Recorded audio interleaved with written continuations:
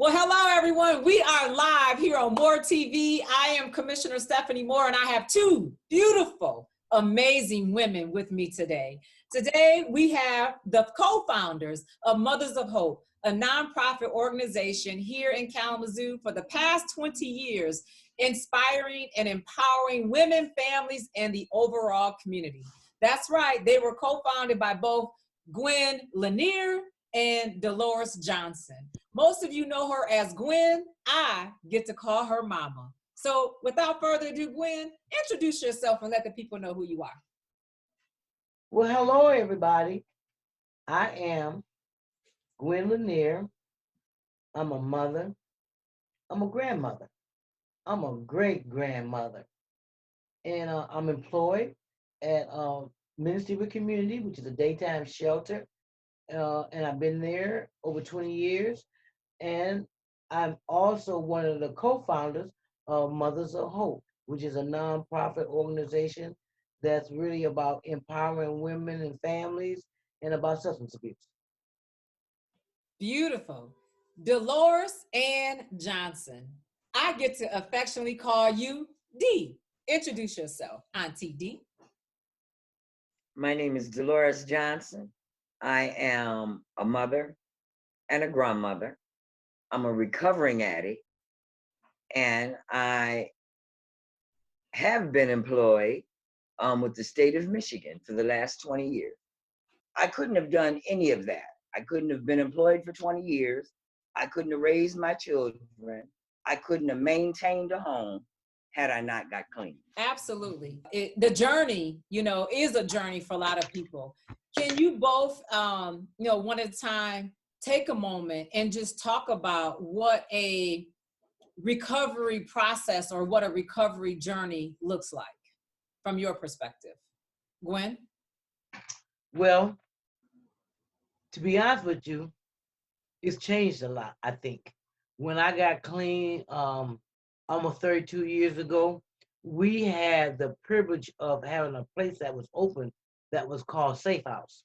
It was a nonprofit, and it was opened by a church, Mount Zion Baptist Church, and by a minister, Reverend Otha Gilliard. And we had the access of being able to utilize that building really 7 days a week for 24 hours if we needed to. And we had meetings in there, and we did activities in there. Where nowadays is not a facility that's real similar to that available right now. Mothers of Hope is a partial program similar to that, but it doesn't give the real recovery ongoing long all day availability like Safe House did. So us being able to go to meetings all day off and on, that's available today, but you can't do that with the same home group. Like, for example, most home groups meet once a week, but it's enough home groups where you can go to a meeting a couple of times a day, 7 days a week. It just be at different places.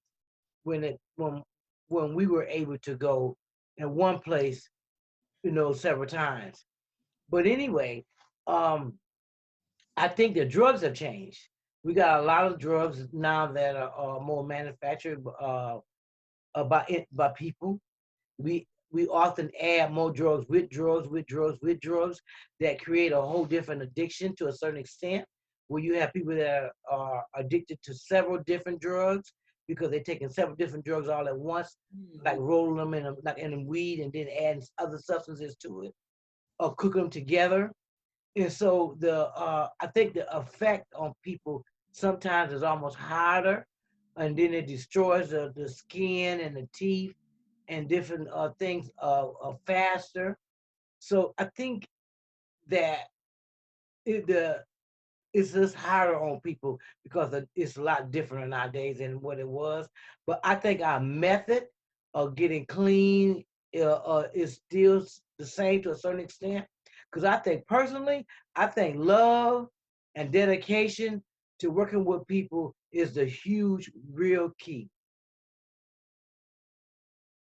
Absolutely. And you all have put in that work. Delores, give me your perspective on recovery and the process, or just your thoughts. the process today, and especially right now in this pandemic, I think it's a lot harder. Yeah. For those that were just beginning to get into the recovery phase, had they not did some of the simple things that are asked of you in a 12-step program, connecting with some women, getting some numbers, or men connecting with some men, getting some numbers, then right now, being we aren't allowed to meet and gather, they're going to have a rough time. Mm-hmm. As Gwen was referring to Safe House, there is nothing that could come close to Safe House today. We could get up in the morning and go to Safe House at 7 a.m. We may leave at midnight. We may not. We may not leave till 1 or 2 in the morning. We had meetings. We socialized. We played cards. If we just wanted to talk about issues that were going on in our life, we did that with one another. It was a safe place. And it's needed. It's needed today. I pray for those coming into recovery today, and I reach out. You can do it. It's going to be hard. It's work, but it can be done. Yes. Absolutely. And the two of you are living testimonies of that can be done. So you both talked about the journey to recovery, what that looks like. Can you talk a little bit about, if you feel comfortable, your experience getting clean and what made you decide that recovery was best for your life? It wasn't me. It was God. And God works through people. He worked through the court system. He worked through Child Protective Services, because both of those had become a part of my life. My children were taken from me. Basically, I gave them up because I was using. But they were taken from me, and one was placed with their father. A couple were in foster care. And my son, I had given him to an extended family.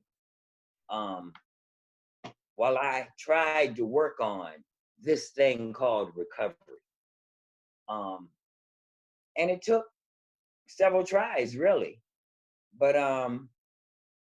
through the grace of God, I got it.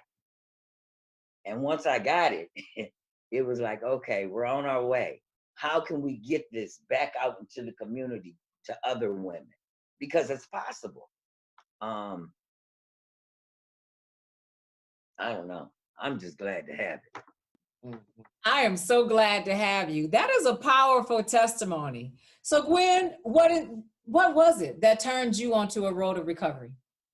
At the end of my youth, I had became completely suicidal. I remember that I was actually shooting cocaine from a syringe on a regular basis whenever I could come up with enough money or the drugs in one form or another. It didn't matter how I got it.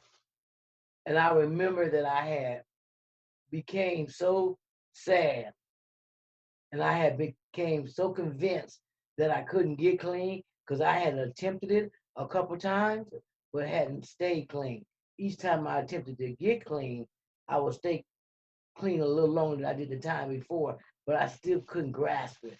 And so I remember I became suicidal. So I would just load the syringe up with extra drugs with the intent that this would be the last time that I would die from this particular use, and then I wouldn't have to go through this anymore because I was convinced that I could not get clean.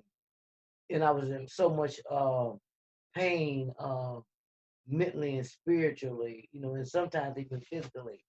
But then by the grace of God, I tried treatment one more time, and I used after about a month of being clean, and after that, I just surrendered to the program at Safe House, and I just made a commitment to myself that I was going to do everything that everybody else there that was clean was doing from now on out. And then My seconds start turning into minutes. My minutes start turning into hours. My hours start turning into days. My days start turning into months. My months start turning into years. And then by the grace of God, the people that's in recovery, my children, my family, my friends, today I'm still here. And it's going on almost 32 years for real, with complete abstinence from all move, mind, altering substance. And you know what? If I can do it, somebody else can too. Woo, that's a powerful message. Yes, So, ma'am. you know, you both have been through a lot. You've overcame it all, and yet there's still hope. You both come together, you work together, you found this organization, Mothers of Hope. Delores, you are a Mothers of Hope. Tell me a little bit about the organization. Well, I know in the beginning, even before we started the organization, once getting clean and grasping the concept of recovery and living without drugs, it was a whole new feeling. And it was like, you know what? We've got to find a way to help other women get this feeling, to know that they can live and enjoy life without using. They can hang out, they can kick it, and you ain't got to use. And you can be just as silly or just as serious as you want to be. Um,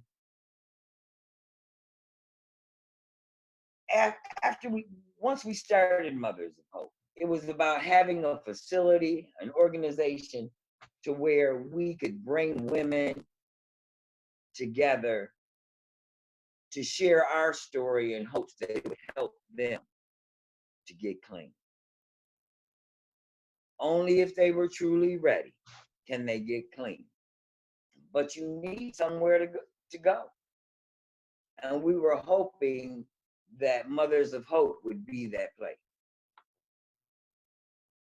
And I think that Mothers of Hope is that place. So Gwen, from your perspective, being one of the co-founders, what is Mothers of Hope? What's the purpose? Mothers of Hope is a nonprofit organization that's about substance abuse, but we get the honor and the privilege to work with some other agencies to create some other things that is attached to recovery in one form or another. We get to work on different issues that in the community that need help in areas of substance abuse naturally, but we also get to talk about other things, just like right now, this virus and the effect of it, and how important it is to keep our hands cleaned, and how important it is for us to wear a mask when we're outside in the community, and how important it is for us to just keep sanitized as well as that we can. But also we get to work on issues like abuse, like being in an abusive relationship, because we've had some people in our community that have died from abusive relationship, or even from the horrors of addiction. So there's a lot of different issues that lead back up to being on a substance, that we have to address those too. Because if we address the getting clean, we still won't be addressing what got us to depending on drugs in the first place. So we get a chance at Mothers of Hope to be a substance abuse program at the care program that also addresses some of the issues that's attached to substance abuse. So basically, Delores, Mothers of Hope is operating programs around health and education, employment, dealing with the issues of trauma and abuse, just like they would be programs that if they were in a treatment facility. Give me your perspective on Mothers of Hope and the impact that the organization has in the overall community. I think we have a tremendous impact on the community. We can come out into the community and talk with and reach people the average person could not reach. The average person would not have an opportunity to talk with because they ain't finna talk to them. we can share with them where we've been and they know where we are now, but they can also share with us what's going on. And they don't have to worry about us judging them. They know us basically, and they know where we've been. And no, we're not going to judge you. We are here to listen. We're here to help you if you want it. So Gwen, you all are used to just loving people through their mess, just caring for them on their journey and helping to navigate that journey, so to speak, right? That is the magic of Mothers of Hope. That's the key. It's love. You know, sometimes I have to catch myself from not looking for humongous outcomes from situations. I have to remind myself to remember it's the little bitty small stuff that I overlook sometimes that makes all the difference in the world. And sometimes just passing by and just smiling at somebody, you know, just a little hug, a handshake, you know, sharing a sandwich, a bottle of water can make all the difference in the world. It can make the difference if that person might take their life that day, you know, and we might never know that ever was at that state. It's just the kindness and the sincereness. To me, I feel like Mothers of Hope is a household name. It is not us, it's God. I agree. So Dee, I want to talk a little bit about a couple of the programs that Mothers of Hope have. One, I know that you're especially proud of is the piano program, where you all are giving free lessons to children, particularly children that come from homes where substance abuse somewhere along the line has been an issue. Talk a little bit about the Dr. Michael Liebman Music Enhancement Program. Yes, Dr. Liebman was a big part of Mothers of Hope also. He was a doctor with Gateway, which was and still is, but now it's the Gilmore's Foundation Treatment Center. And he joined Gwen and I in forming Mothers of Hope. He believed in recovery just as we do. And he wanted to offer a program to the children, and it was the music program. He helped start it, got it going, and we're carrying it on today. We have, I believe, 8 children that are currently having lessons, free piano lessons every Saturday. And to my knowledge, they're doing very well. Definitely a big shout out to one of the board members, Dr. Dorothy Young. She helps to administer that program. She works with the family and with the children. But Delores, since you brought up Dr. Michael Liebman, who was an addiction psychologist and really had a heart for people and really wanted them to recover, one of the other programs that he founded was the Christmas program. Talk a little bit about the Christmas party that Mothers of Hope hosts every year for over 100 children. That's it. You just described it. Mothers of Hope and the Christmas program. We offer the Christmas program to the community's children. We try to find a facility that will hold them. It seems like each year is getting bigger and bigger. But these children enjoy coming and seeing Santa Claus and dancing with Santa Claus and eating and dancing with Santa Claus some more and singing and receiving their gifts. And we enjoy doing it. Absolutely. Again, that's just another part of the love that Mothers of Hope shows. Well, Gwen, I know you have a couple of programs that you are very passionate about. One is the very first Walk for Recovery. Talk a little bit about this walk, what happened, and what people can expect in the future. Okay, we will be having the walk the first Saturday of August. We have canceled this year because of the epidemic. but we will be picking it back up August the 7th, 2021. So it'll be the first Saturday in August. And what we'll do, we'll gather together. We'll have a couple of speakers that will talk about their recovery experience, and then one child of a recovering addict, so they can talk about the experience of a child that's forced to live in a home of a drug abuse, and how it affects them once the family is in recovery. And then we'll go on this walk through the community that's a mile and a half, and then we'll chant together. We'll chant together, up with hope and down with dope. Up with hope and down with dope. And then we'll chant that all together, and enjoy each other, and just try to bring about in the community, as we walk through the community, the excitement of hope, and the unity that we as a community can bring together. And we invite everybody that's willing to attend. And it's a great opportunity to together to address the drug epidemic in this not only in this community but in this world, and invite everyone together. Also, one of the outcomes that we're working on is for Mothers of Hope to start a support group for families and friends of people in recovery, and for people that still using. Because I think the family and friends are communities that sometimes it doesn't get any support. So Delores, you had a big part in that too. Last year's kickoff, you was the speaker to get people going. How important is that for this organization to have this type of demonstration in the neighborhood? I think it's very important. For one, I think that is the time where the community actually sees us out and alive. Yeah.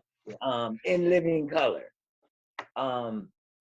Letting them, sharing with them what we're about. We're about getting clean and moving forward. And if we can do it, y'all can do it. And y'all can come on and march with us and sing with us, chant with us. I don't know. It was a real uplifting, wonderful day. Gwen, how did you feel with that march? I mean, with seeing people in the community, did you get some feedback at all? I did.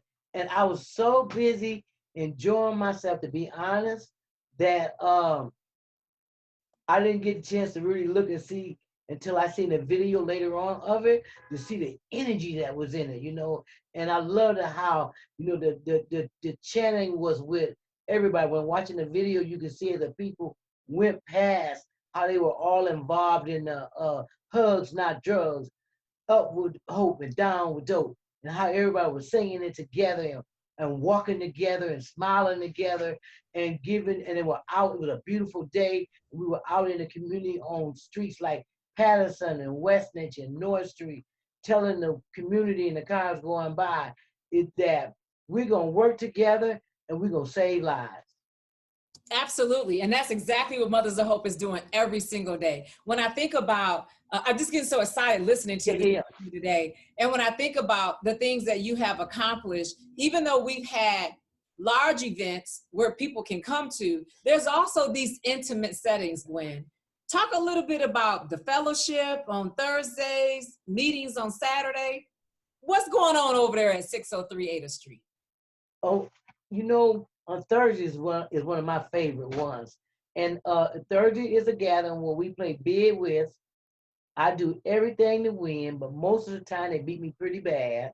And we have food that the Miss Pat Catering Service donates to us. And we get the chance to eat and fellowship and play cards and just be and welcome each other. I remember from the very beginning when we first started, we had a member that was coming on Thursdays, and unfortunately he passed away. But I remember him telling me that on Thursdays he made sure that he didn't do whatever the particular drug was that he did, because on Thursday he wanted to make sure he came to the event. And I told him, I said, you know what? I'll take that. And he came faithfully. He never missed a Thursday until the Thursday that he went to the hospital. and then the following week he passed away. But so I'm just grateful to be able to be part of an organization that accept people where they are, give them the honor and the privilege to enjoy life to the best of their ability. And I just want to be able to give hope and be able to give back to the best of my ability for whatever life that I have left of me, because I know that the drugs are still getting plentiful. They're getting cheaper, so more people can afford to get addicted. More people won't understand until they are addicted how much of an impact it affects their lives and their families.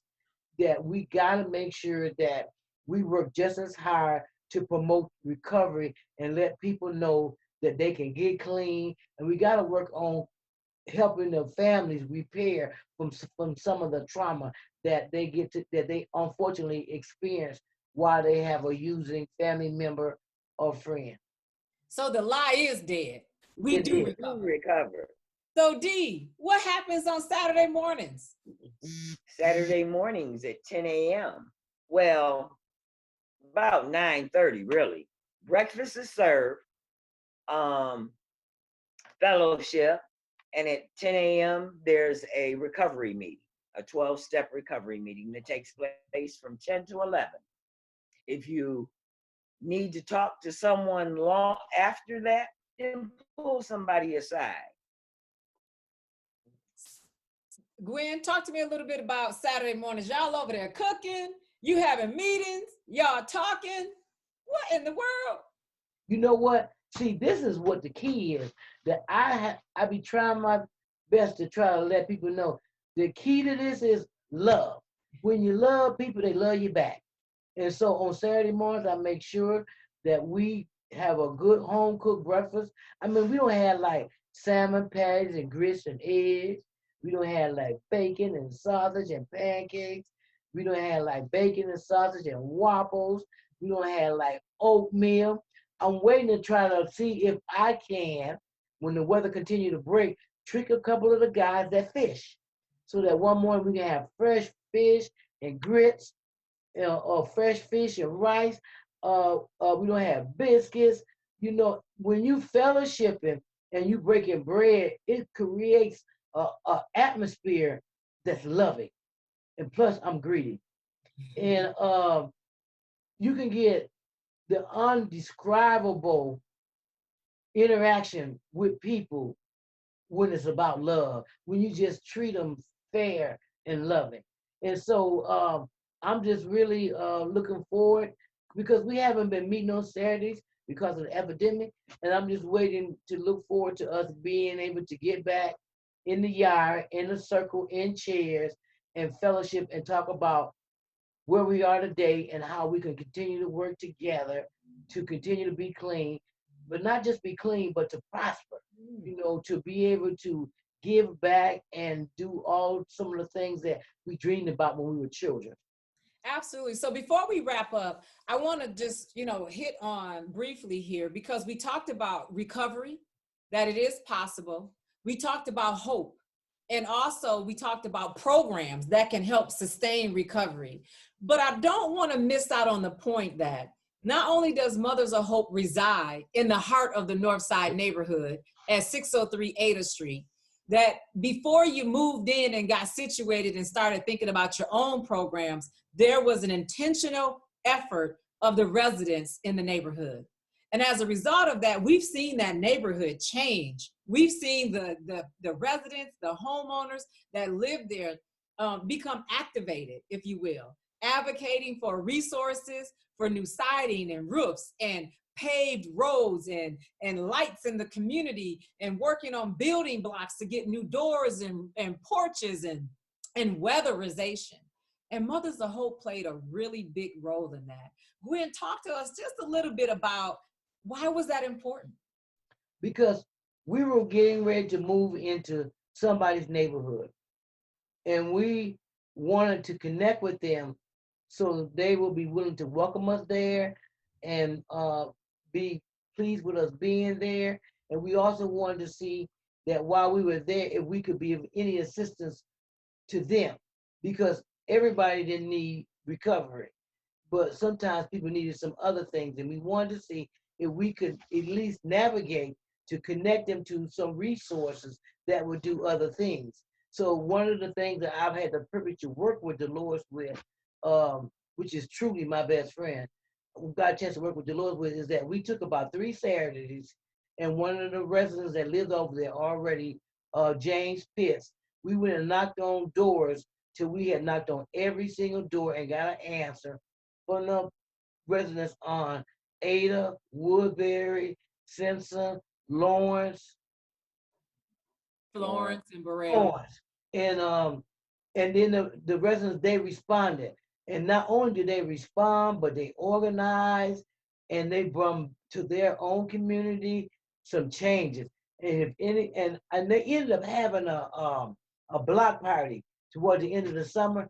I remember going to their block party. I was so impressed that when I went back over to the Mothers of Hope house to get my car, I had to just take a minute and cry because I was so impressed with how the residents came out and did a block party, and they had water going, a dunk tank, homemade ice cream, food on the grill, the kids running up and down the street playing and laughing, and the residents all outside doing different things to make that block party go. I was so proud of them. And that's been one of the things that I've had the privilege to be part of, that I have been really proud of, is the Action in the Neighborhood. That's the name of the block club over there. And I think it's really, really good. And I'm real pleased with working with them. So Dolores, one of the things that I love about More TV is we take the time to inspire individuals. I've learned that just touching someone's heart and speaking a word into them can change their life. One of my favorite quotes is, empowered women empower women. And you and Gwen go above and beyond. So take a minute and just talk to the community and give us some positive words. And even during this pandemic, let them know it's going to be all right. We're going to make it.